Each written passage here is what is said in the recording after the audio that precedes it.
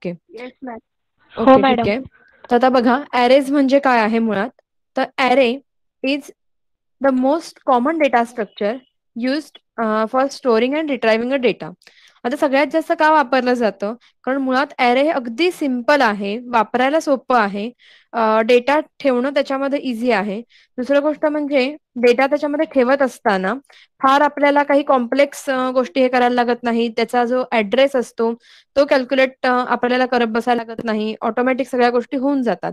त्याचं कारण म्हणजे जेव्हा आपण सी किंवा सी प्लस प्लस सारखी लँग्वेज वापरून ॲरेमध्ये डेटा स्टोअर करत असतो, तेव्हा सगळे जे काही एलिमेंट्स आहेत ते सलग मेमरी मेमरी लोकेशन्समध्ये स्टोअर केले जात असतात. ओके. तर आता इथे बघा, it is used as a building block for other data structures. म्हणजे जेव्हा तुम्ही पुढची डेटा स्ट्रक्चर शिकणार आहात, लिंक लिस्ट असेल किंवा लिंक लिस्टचे पुढचे प्रकार सगळे जे असतील, टाइप्स असतील, ते इम्प्लिमेंट करण्यासाठी सी किंवा सी प्लस प्लस सारख्या लँग्वेजमध्ये किंवा मॅक्झिमम लँग्वेजेसमध्ये ॲरे हे एक डेटा स्ट्रक्चर करून दिलेलं आहे ॲज अ बेस म्हणून. आपण काय करणार आहोत, त्या ॲरेचं इम्प्लिमेंटेशन, मग ती स्टॅक जरी तुम्ही घेतलात, तर तो पण तुम्ही ॲरेचा वापर करूनच इम्प्लिमेंट करणार आहात. फक्त त्या प्रत्येक वेगवेगळ्या डेटा स्ट्रक्चरचं जसं वेगवेगळ्या पद्धतीचं इम्प्लिमेंटेशन असेल, तसं इथे इम्प्लिमेंटेशन फक्त आपण ॲरेचं करणार. म्हणजे थोडक्यात त्याचे जे रूल्स असतील, रूल्स अँड रेग्युलेशन्स असतील, की कुठून इन्सर्ट होणार एलिमेंट, कुठून बाहेर पडू शकतं, डिलीट कुठून होणार, कोणतं एलिमेंट तुम्ही डिलीट करू शकता. ह्या सगळ्या ज्या गोष्टी आहेत त्या ॲरेमधनं आपण सहजपणे हँडल करू शकतो. आणि म्हणून ते काय केलं जातं, तर इतर सगळ्या डेटा स्ट्रक्चरसाठी बेस डेटा स्ट्रक्चर किंवा बिल्डिंग ब्लॉक म्हणून वापरलं जातं. ओके. तर आता आपण सिंपल ॲरे बघतोय आता. तर ॲरेचं स्ट्रक्चर कसं असतं बघा हां. An array is a linear collection of same data type. म्हणजे महत्वाचं काय, की ॲरेमध्ये तुम्ही जे काही सगळे एलिमेंट्स ठेवणार आहात, ते सगळेच्या सगळे एलिमेंट्स कंपल्सरी एकाच डेटा टाइपचे असले पाहिजेत. म्हणजे काय, तर समजा तुम्हाला 10 नंबर्स सेव्ह करायचे, तर ते 10च्या 10 नंबर्स इंटिजर असतील, तर तुम्ही एक इंटिजर टाइपचा ॲरे डिक्लेअर करू शकता आणि त्याच्यामध्ये ते इंटिजर टाइपच्या ॲरेला साईज देऊ शकता 10 म्हणून आणि मग तिथे ते 10 नंबर्स एक एक एक एक असे सेव्ह करू शकता. पण जर तुम्हाला एक इंटिजर नंबर आहे, 2-4 फ्लोट नंबर आहेत, 3-4 डबल नंबर आहेत, असे वेगवेगळे नंबर्स, वेगवेगळ्या डेटा टाइप्सचे नंबर जर एका ठिकाणी स्टोअर करायचे असतील, तर मात्र त्या ठिकाणी आपल्याला तशी फॅसिलिटी नाही. ओके. तर मात्र ॲरेमध्ये तुम्ही वेगवेगळ्या टाइपचा डेटा स्टोअर करू शकत नाही. The structure of the array can be imagined as a single contiguous memory location. Contiguous memory location, continuous memory लोकेशन्समध्ये हे सगळे एलिमेंट्स स्टोअर केले जातात. It is initialised by single name. त्याचं नाव कसं असतं, ॲरेला आपण एकच नाव देतो. ARR असं समजा मी एक नाव दिलं ॲरेला, तर ARR त्याच्या स्क्वेअर ब्रॅकेटमध्ये आपण त्याचा इंडेक्स मेन्शन करतो आणि मला समजा पहिला एलिमेंट ऍक्सेस करायचा असेल, तर मी ऍक्सेस कसा करते, ARR of 0, ARR of 1, ARR square ब्रॅकेटमध्ये 2, ARR स्क्वेअर ब्रॅकेटमध्ये 3, अप टू जेवढा तुमचा साईज आहे, शेवटचा एलिमेंट जो काही आहे तिथपर्यंत. असं तुम्ही प्रत्येक इलिमेंट त्याच्या इंडेक्सचा वापर करून डायरेक्टली काय करू शकता, ऍक्सेस करू शकता. त्यामुळे पूर्ण ॲरेला कितीही नंबर्स त्याच्यामध्ये असू देत, त्याला नाव कसं दिलेलं असतं, एकच दिलेलं असतं. हेच जर तुम्हाला ॲरे तुम्ही वापरत नसतात, सिंपल व्हेरिएबल्स वापरायला सांगितली असती, तर मात्र काय करायला लागलं असतं, तर प्रत्येक व्हेरिएबलला वेगळं नाव तुम्हाला प्रोव्हाइड करायला लागलं असतं. म्हणजे अगदी सुरुवातीला आठवत असेल तुम्हाला, FY ला वगैरे आपण जे पहिले प्रोग्राम्स करायचो, त्याच्यामध्ये कसं होतं, की 3 व्हेरिएबल्स घ्या आणि त्या 3 व्हेरिएबलचा काय करा, ॲव्हरेज काढा. 2 व्हेरिएबल्सचं बेरीज करा, म्हणजे ॲडिशन करा आणि त्याचा रिझल्ट जो येईल तो थर्ड व्हेरिएबलमध्ये स्टोअर करा वगैरे. असे सिंपल प्रोग्राम असायचे. तेव्हा तुम्हाला 3 नंबर म्हटल्यानंतर तुम्ही A, B, C अशी 3 वेगवेगळी व्हेरिएबल्स घ्यायचात किंवा NO1, NO2, NO3 अशी वेगवेगळी व्हेरिएबल्स घ्यायचात. पण जेव्हा मल्टिपल इलिमेंट्स, मल्टिपल नंबर्स एकाच ठिकाणी पटकन आपल्याला किंवा इझिली ऍक्सेसिबल आपल्याला ठेवायचे असतील, तर आपण काय करतो, आणि प्रोव्हाइडेड ते सगळे एका डेटा टाइपचे असतील, तर आपल्याला काय करता येऊ शकतं, तर ॲरे वापरता येऊ शकतो. त्या ऍरेला आपण एकच नाव देतो, ते सगळे नंबर्स, ते सगळे इलेमेंट्स कंटिन्युअस मेमरी लोकेशन्सला स्टोअर केले जातात आणि सहजपणे त्याचा इंडेक्सचा नंबर वापरून आपण काय करू शकतो, ते ऍक्सेस करू शकतो. हे काय झालं तर ऍरेचं बेसिक इंट्रोडक्शन झालं. ओके. आणि ऍरे वरचे जे काही बेसिक ऑपरेशन्स आहेत जी तुम्ही पहिल्या प्रॅक्टिकलमध्ये परफॉर्म केलीत, त्यासाठी ऍरेचं एवढं बेसिक इंट्रोडक्शन पुरेसं आहे. फक्त या एवढ्याच बेसिक इंट्रोडक्शन वरनं तुम्ही ऍरे ऍक्सेस करू शकता, ऍरे इनपुट करून घेऊ शकता, त्यानंतर काय करू शकता, पूर्ण ऍरे आहे तो डिस्प्ले करू शकता. ही जी सगळी बेसिक ऑपरेशन्स आहेत ती तुम्ही ऍरेच्या बेसिक इंट्रोडक्शनचा वापर करून नक्की करू शकता. ओके. इंडिव्हिज्युअल इलेमेंट, पुढचं एक वाक्य फक्त वाचून दाखवते. Individual element can be accessed by index number of that element. जे आता सांगितलं त्याचं एक्झाम्पल एक दिलेलं आहे 0 to 7. म्हणजे ह्या ऍरेचा साईज काय झाला, कोणीतरी अनम्यूट करून सांगा. या ऍरेचा साईज काय आहे? तुमच्या समोर जे एक्झाम्पल लिहिलेलं आहे 0 to 7 इंडेक्स वापरलेलं, त्या ऍरेचा साईज काय आहे? 8 साईज आहे. 8 एलिमेंट. ओके. 8 इलेमेंट्स त्याच्यामध्ये आहे. बरोबर आहे. आणि इंडेक्स मात्र त्याला कसे वापरले जातात तर C++ सारख्या लँग्वेजमध्ये कंपल्सरी हे ठरलेलं आहे, ऍरेच्या बाबतीत हे ठरलेलं आहे की त्याचा इंडेक्स कंपल्सरी 0 पासूनच स्टार्ट झाला पाहिजे. आणि त्यामुळे काय होतं की ह्या ऍरेचा साईज 8 आहे, पण त्याचा लास्ट इंडेक्स मात्र काय असतो तर साईज -1 असतो. कारण आपण सुरुवात कुठून करतो 0 पासून. म्हणजे जर 8 साईजचा ऍरे आहे तर 0 1 2 3 4 5 6 7 असे आपले 7 पर्यंत इंडेक्सेस असतील. जर 5 साईजचा ऍरे असेल तर 0 1 2 3 4 असे 4 पर्यंत त्याचे इंडेक्सेस असतील. बरोबर. In this example the size of array is 8. The index value always starts from 0. If we want to access the value location 3 then we can use statement X असं नाव दिलेलं आहे त्याला, तर एक्स स्क्वेअर ब्रॅकेटमध्ये 3 असं म्हणून आपण लोकेशन 3 चा इलेमेंट ऍक्सेस करू शकतो. पण आपल्या भाषेमध्ये म्हणजे बोली भाषेमध्ये मात्र आपण एक्स स्क्वेअर ब्रॅकेटमध्ये 3 हा आपला कितवा इलेमेंट असतो तर पहिला, म्हणजे 0 म्हणजे पहिला, फर्स्ट. एक नंबरचा एक इंडेक्स असलेला जो एरो आहे तो सेकंड. 2 इंडेक्स असलेला ऍरे जो इलेमेंट जो आहे तो थर्ड. आणि 3 इंडेक्स असलेला जो ऍरे इलेमेंट आहे तो प्रत्यक्षात मात्र फोर्थ इलेमेंट असतो. फोर्थ इलेमेंट, पण त्याचा इंडेक्स मात्र किती असतो 3 असतो. ओके. आता हे सगळं तुम्हाला येतंय, तुम्ही प्रॅक्टिकल परफॉर्म केलं म्हणजे तुम्हाला ते मुळात माहितीये, पण तरीही ऍरेचं इंट्रोडक्शन करत असताना ह्यातली प्रत्येक बारीक बारीक गोष्ट सांगणं मला भाग आहे. ठीक आहे. तर आता टाइप्स ऑफ ऍरे काय काय आहे बघा. 2 टाइप्स आहेत. एक आहे 1 डायमेन्शनल ऍरे, जे आपण आतापर्यंत बघितलेले आहेत. क्वेश्चन प्रॅक्टिकल 1A आणि 1B मध्ये जे आहेत तिथे आपण 1 डायमेन्शनल ऍरे वापरलेला आहे, सिम्पल. आणि सेकंड टाइप जो आहे तो मल्टी डायमेन्शनल ऍरे. ओके. तो जेव्हा आपण डिटेलमध्ये बघू तेव्हा मी तुम्हाला त्याचं सांगेनच, पण आता आधी एवढंच लक्षात ठेवा की 1 डायमेन्शनल ऍरे, आता समोर जो एक्झाम्पल आहे तो 1 डायमेन्शनल ऍरे आहे. एकच त्याला रो असणार. ओके. आणि एका रो मध्ये सगळे नंबर जे आहेत ते कंटिन्युअसली एका पुढे एक असे फक्त स्टोअर केलेले असणार. ठीक आहे. ह्याला म्हणायचं 1 डायमेन्शनल ऍरे. त्याचे डायमेन्शन एकच आहे, एका डायमेन्शन मध्ये ते पुढे जाते. Okay. This types are explained in next sections. तर फक्त मला एवढं सांगा की तुमच्या समोर जे काही पेज ओपन आहे ते तुम्हाला क्लिअरली दिसतंय का, का काही चेंजेस त्याच्यात करण्याची गरज आहे? मी जरा थोडं झूम केलं, आता लक्षात आलं, कारण तुमच्यापैकी बरेच लोक मोबाईल वरती बघतायत ना, म्हणून मी विचारते. झूम केल्यावर आणखीन क्लिअर झालंय ना? हो मॅडम. दिसतंय मॅम. हा ठीक आहे, दिसतंय ना. ओके.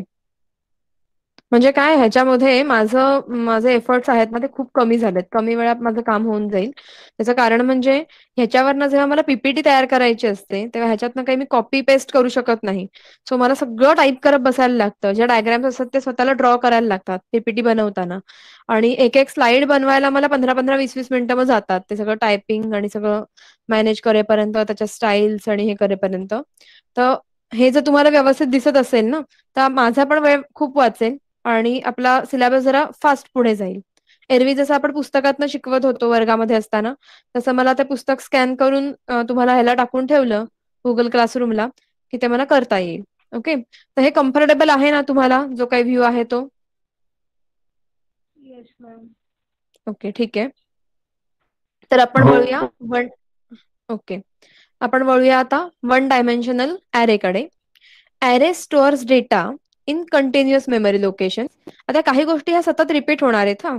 मगाशी म्हटलं असं, हे ऑलरेडी सगळं तुम्हाला येतंय, पण तरीही थेरॉटिकली जेव्हा तुम्हाला क्वेशन पडणार आहे, की आता इथे जसा एक क्वेशन दिलेला आहे, की discuss various types of array, की लगेच तुम्हाला सांगावं लागेल, की one dimensional array, two dimensional array किंवा write a short note on one dimensional array असं म्हटल्यानंतर ह्या गोष्टी जरी तुम्हाला येत असल्या, माहीत असल्या, तरी पर्टिक्युलर तुम्हाला त्या थिअरीमध्ये लिहाव्या लागणार आहेत. सो हे डोक्यात ठेवा, की हे असं सगळं आपल्याला नीट लिहायचं आहे. 5 मार्काचं उत्तर फुलफिल करण्यासाठी, 5 पैकी 5 मार्क मिळवण्यासाठी ह्या गोष्टी व्यवस्थित तुम्हाला पॉइंट वाईज लिहिल्या पाहिजेत. मग त्या पॉइंटला तुम्ही नंबरिंग टाका किंवा इथे जसं बुलेट्स दिलेले आहेत, तशा टाकल्यात तरी काही हरकत नाही. Instead of declaring the individual student marks in different variables, we can declare the single array for storing the student marks collectively. आता हे सगळं एक्सप्लेनेशन ऑलरेडी C++ मध्ये तुम्ही ॲरे शिकलात, तेव्हा तुम्हाला देऊन झालेलंच असेल. पण तरी सुद्धा इथे आहे म्हणून मी ते पुन्हा एकदा सांगते, की जेव्हा तुम्ही एफ-वायला पहिल्यांदाच C++ मध्ये प्रोग्रामिंग करायला सुरुवात केली आणि तुम्हाला जेव्हा सांगितलं गेलं, की मल्टिपल स्टुडंटचे मार्क्स आहेत, ते आपल्याला काय करायचे आहेत, तर स्टोअर करायचे आहेत. एका प्रोग्राममध्ये इनपुट करून घ्यायचे आहेत आणि त्या मार्क्सवरनं तुम्हाला काहीतरी एव्हरेज काढायचं असेल, सगळ्यांच्या मार्क्सचं असेल किंवा पर्टिक्युलर स्टुडंटच्या एकच स्टुडंट आहे आणि त्याचे 5 विषयामधले मार्क्स आहेत, त्याच्यावरनं काहीतरी पर्सेंटेज कॅल्क्युलेट करायचं असेल, तेव्हा अगदी सुरुवातीच्या काळामध्ये जेव्हा तुम्हाला ॲरे माहिती नव्हते, तुम्ही काय केलं, तर सब 1, सब 2, सब 3, सब 4, सब 5 अशी 5 वेगवेगळी व्हेरिएबल्स घेतली. ओके. आणि नंतर मग त्याच्यामध्ये काय केलं, त्यात वेगवेगळ्या मार्क्स म्हणजे एका मुलाचे वेगवेगळ्या सब्जेक्टमधले मार्क्स जे आहेत ते स्टोअर केलेत.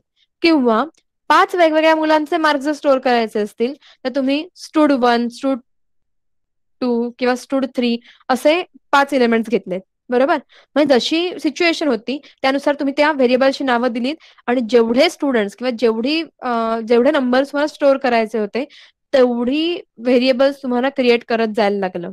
त्यामुळे काम इतकं वाढलं, की ती सगळी व्हेरिएबल्स डिक्लेअर करणं, मग त्यांच्यामध्ये त्या डिफाइन करणं. डिफाइन करणं म्हणजे काय? तर त्या पर्टिक्युलर प्रत्येक व्हेरिएबलमध्ये तुम्हाला व्हॅल्यू इनपुट करून वेगळी घ्यायला लागत होती. काय म्हणूया आपण एकाच स्टेटमेंट लिहून किंवा फॉर लूप वगैरे असं वापरून त्यातमध्ये तुम्ही ते मार्क्स किंवा एलिमेंट्स किंवा नंबर्स इनपुट करून घेऊ शकत नव्हतात. पण जेव्हा तुम्ही ॲरे शिकलात, ॲरेचा तुम्हाला यूज कळला, तेव्हा मात्र हे काम अगदी सिंपल झालं. फॉर लूप, व्हाईल लूप असे वापरून त्यात काउंटर टाकून तुम्ही काय करायला लागलात, तर एकच ॲरे करायचा सगळ्या स्टुडंटचे मार्क्स सेव्ह करण्यासाठी. मग समजा स्टुडंट मार्क्स असं जर मी त्याला नाव दिलं त्या ॲरेला, तर त्याच्या 0th एलिमेंटमध्ये पहिल्या स्टुडंटचे मार्क्स राहतील. फर्स्ट एलिमेंटमध्ये दुसऱ्या स्टुडंटचे मार्क्स राहतील. अशा पद्धतीने जेवढे काही स्टुडंट असतील, तेवढा फक्त साईज तुम्ही वाढवलात तुमच्या ॲरेचा, की तुमचं काम सोपं होत होतं आणि फॉर लूपचा वापर करून स्टुड मार्क्स स्क्वेअर ब्रॅकेटमध्ये आय असं म्हणून तुम्ही तो आय फक्त 0 पासून कुठपर्यंत किती स्टुडंट आहेत तिथपर्यंत नेत होतात आणि त्याच्यामध्ये सगळे मार्क्स एंटर करून घेत होतात. बरोबर आहे? त्यामुळे ॲरेमुळे काय होतं, की वेगवेगळ्या व्हेरिएबल्स घेऊन ती हँडल करत बसण्यापेक्षा आपल्याला एकाच गोष्टीच्या संदर्भातले, एकाच डेटा टाइपचे मल्टिपल नंबर जर स्टोअर करायचे असतील, तर त्यासाठी ते खूप चांगले उपयोगी पडतात. आता खरं तर हा पुढचा पॉइंट आहे, पण तो मी इथेच याच ठिकाणी तुम्हाला सांगून टाकते, की त्यावेळेला जेव्हा तुम्ही सिंपल ॲरे शिकलात, वन डायमेन्शनल ॲरे शिकलात, त्यावेळेला समजा स्टूड मार्क्स असं तुम्ही त्याला नाव दिलं, तर एकच आपण हे करत होतो. समजा आता 10 मुलांचे मला मार्क्स स्टोअर करायचे, तर मी काय करायचे, स्टूड मार्क्स स्क्वेअर ब्रॅकेटमध्ये 10 असा तो अरे डिक्लेअर करायचे. त्याच्यामध्ये मला काय काय व्हेरिएबल्स म्हणजे अरेचे कोणकोणते इलेमेंट्स ऍक्सेसिबल होतात, तर स्टूड मार्क्स ब्रॅकेटमध्ये 0, स्टूड मार्क्स ब्रॅकेटमध्ये 1, स्टूड मार्क्स ब्रॅकेटमध्ये 2, असं अप टू कुठपर्यंत 9 पर्यंत, कारण 10 स्टुडंट बद्दल आपण बोलतोय. सो स्टूड मार्क्स स्क्वेअर ब्रॅकेटमध्ये 9 असे 10 व्हेरिएबल्स किंवा 10 ॲरेचे इलेमेंट्स मला 10 मुलांचे मार्क्स स्टोअर करायला अवेलेबल झाले. पण हेच जर मला 10 मुलांचे 5 वेगवेगळ्या सब्जेक्ट्स मधले मार्क्स काय करायचे असतील, स्टोअर करायचे असतील, तर हा एक ॲरे मला पुरत नाही. मग जेव्हा तुम्ही अगदी पहिला ॲरे शिकलात, तेव्हा तुम्ही काय केलं, 5 वेगवेगळे ॲरे मे बी घेतले असाल, की आणि त्याला नाव प्रत्येक विषयाचं दिलं असाल, की हे मॅथ्स मधले मार्क्स 10 मुलांचे, हे काय ओएस मधले मार्क्स 10 मुलांचे, हे काय डीएस मधले मार्क्स 10 मुलांचे. असे प्रत्येक ॲरेला तुम्ही त्या त्या सब्जेक्टचं नाव दिलं असाल आणि त्या प्रत्येक सब्जेक्टच्या नावाच्या ॲरेमध्ये त्या 10 मुलांचे मार्क्स तुम्ही मे बी स्टोअर केले असाल. पण इथून आपण जाणार आहोत मल्टी डायमेन्शनल ॲरेकडे. ओके. आता बऱ्याच जणांनी मला प्रश्न विचारला की मल्टी डायमेन्शनल ॲरे त्यांना कळला नाहीये. एक 2-3 मुलांचा असा पॉइंट आहे. सो असं जेव्हा आपल्याला एकाच ॲरेमध्ये 10 डोळ्यासमोर येत आहे का, 10 मुलं आणि त्यांचे 5 सब्जेक्ट्स मधले मार्क्स असं जर आपल्याला स्टोअर करायचे असतील, तर आपण काय करू शकतो. एक मिनिट, मी इथे जरा एक लाईव्ह बोर्ड वापरते आणि तुम्हाला डायग्राम काढून दाखवते, कारण मला ते नुसतं सांगता येत नाहीये. एक मिनिट थांबा.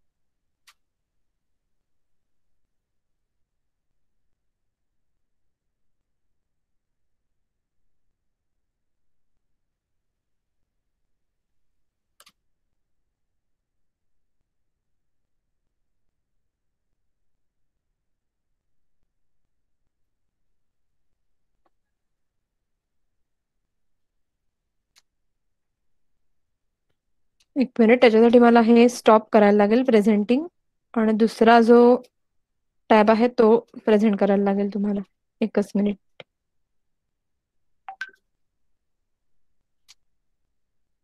दिसतोय सगळ्यांना? लाईव्ह बोर्ड दिसतोय? एक व्हाईट स्क्रीन दिसतोय का सगळ्यांना? हो मॅडम. हो मॅम. ओके, ठीक आहे.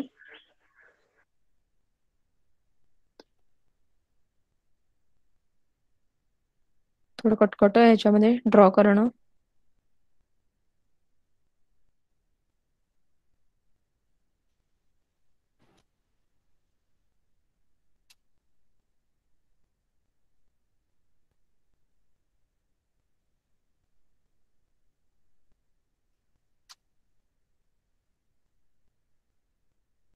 ओके.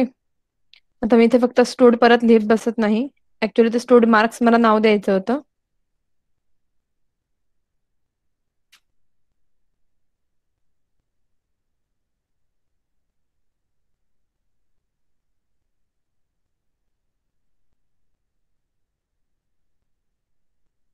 पण ऍटलिस्ट वर्गामध्ये जसं पटकन फळ्यावरती लिहून दाखवायचं तसं लिहिता येत आहे.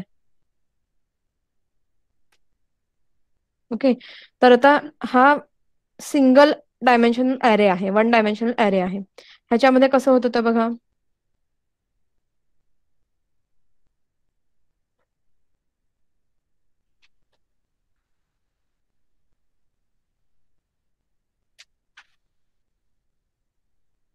नंतर जर आम्ही ह्याच्यामध्ये कोणकोणते टूल्स आहेत ते कशी वापरतात ते बघून घेईन एकदा, पण आत्ता आधी वेळ नाहीये.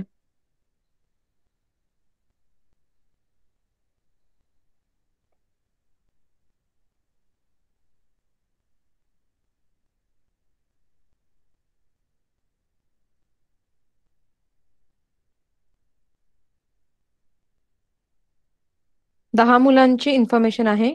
सो 0 to 9 असा आपल्याला आपण एक ॲरे घेणार आणि तो असा असणार. आधी पुढे लाईन्स मी वाढवल्यात त्यांच्याकडे आधी बघू नका.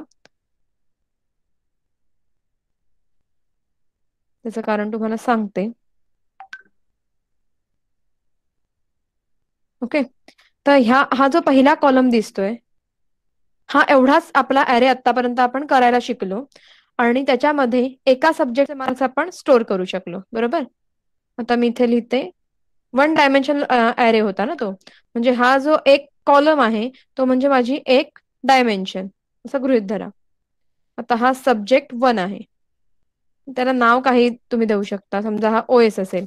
इथे सब्जेक्ट 1 लिहिलं ह्याच्याऐवजी मी समजा इथे ओएस लिहिलं किंवा काही लिहिलं. तर एवढाच ॲरे तुम्ही आतापर्यंत शिकलात जो होता 1 डायमेन्शनल ॲरे. पण आता आपण दुसरा एक हा शिकतोय मल्टी डायमेन्शनल ॲरे. ह्याच्यामध्ये परत तुम्ही कॉलम सुद्धा क्रिएट करू शकता. मग कॉलम्सना नंबर कसे दिले जाणार आहेत? तर कॉलम्सना सुद्धा नंबर अशा पद्धतीने दिले जाणार आहेत. 0, 1,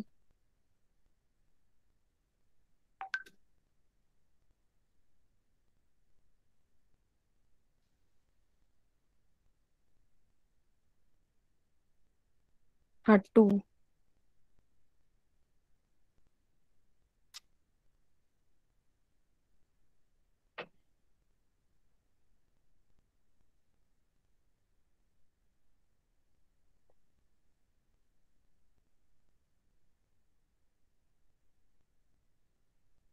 आता 5 सब्जेक्ट्स आहेत म्हटल्यावर किती आपल्याला कॉलम्स लागतील? अर्थातच 5 कॉलम्स लागणार. पण इंडेक्स किती लागतील? तर 0 to 4 लागतील. बरोबर?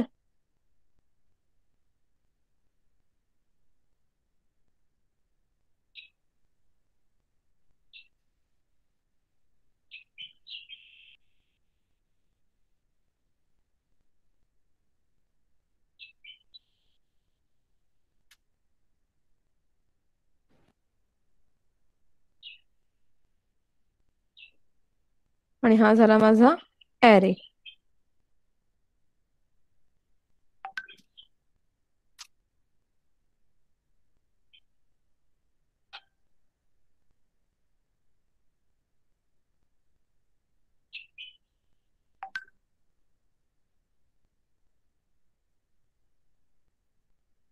हा डोळ्यासमोर आलाय तुमच्या?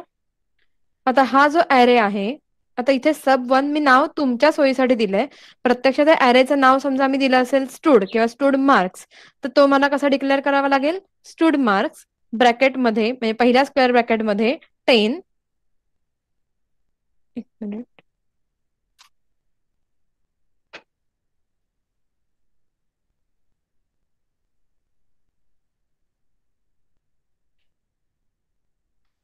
आता स्टूड नाव दिलं त्यामुळे मी स्टूडच नाव देते इथे. जे मला सोपं जाईल.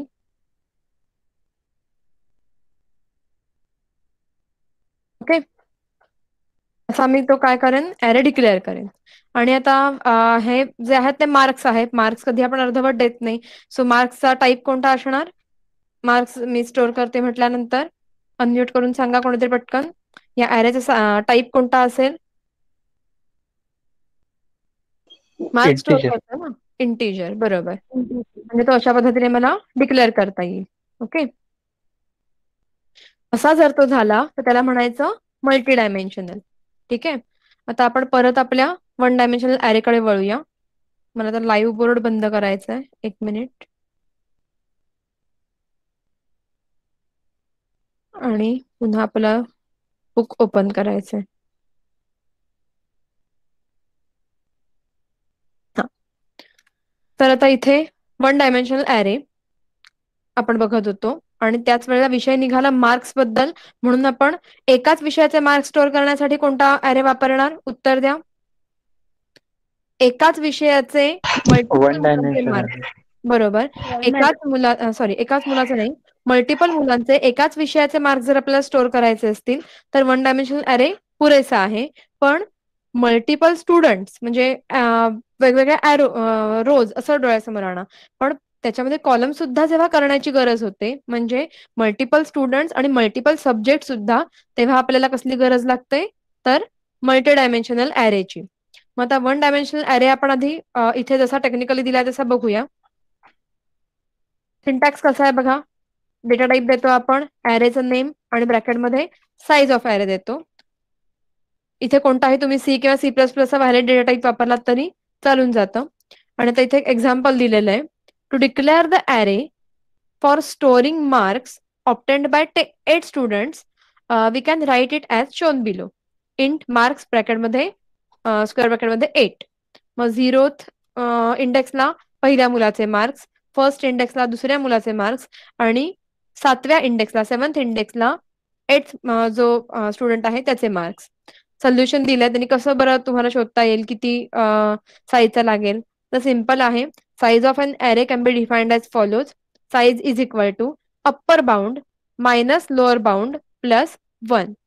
आता इथे आपण 0th इंडेक्स पासूनच सगळे इलेमेंट स्टोअर करतोय. बाय डिफॉल्ट तसंच आहे. त्यामुळे इथे आपला अप्पर बाउंड काय आहे, 0 पासून 7 पर्यंत इंडेक्स ना. 7 हा लास्ट इंडेक्स आहे, म्हणजे आपला अप्पर बाउंड काय झाला तर 7 झाला. त्याच्यानंतर लोअर बाउंड काय झाला, सगळ्यात मिनिमम इंडेक्स कोणता आहे तर 0 आहे प्लस 1. बरोबर. त्यामुळे त्या साईजचा सॉरी तो साईज जो आहे तो आपल्याला इथे हे करावा लागणार. Just a minute. Size of an array can be defined as follows. Size is equal to upper bound minus lower bound plus 1, where upper UB म्हणजे काय अप्पर बाउंड, LB म्हणजे काय lower bound. Size is equal to upper bound minus lower bound plus 1 is equal to 7 minus 0 plus 1 is equal to काय आलं 8 आलं. म्हणजे 7th index minus 0th index lower bound answer आलं 7 आणि plus 1 केल्यावर त्याचा साईज आला 8. म्हणजे आपल्याला जर इंडेक्स दिलेले असतील एखाद्या अॅरेचे तर आपण त्याच्यावरनं साईज कसा कॅल्क्युलेट करायचा ते बघितलं. ठीक आहे. फार काही मोठं हे नाहीये त्याच्यामध्ये, रॉकेट सायन्स नाहीये. पण असं एक्झाम्पल पडू शकतं आणि इतक्या छोट्या कमी लिहिण्यामध्ये तुम्हाला मार्क्स मिळून जाऊ शकतात. हे प्रॉपर तुम्हाला फॉर्म्युला वगैरे जो आहे तो सांगितला गेला पाहिजे तिथे. युबी म्हणजे काय, upper bound minus lower bound plus 1 हा फॉर्म्युला वगैरे लिहिता आला पाहिजे. आणि मग तो हे करून तुम्ही एखादा एक्झाम्पल देऊन त्याचा साईज जो आहे तो कॅल्क्युलेट करता आला पाहिजे. आता पुढच्या पॉइंटकडे वळूया आपण. नाही नाही थांबा, वाजून गेलेले आहेत आपले, त्यामुळे आपल्याला थांबायला लागेल. हा ठीक आहे. पुढचा पॉइंट आपण नेक्स्ट लेक्चरला बघूया. मी तुमचा अटेंडन्स घेते पटकन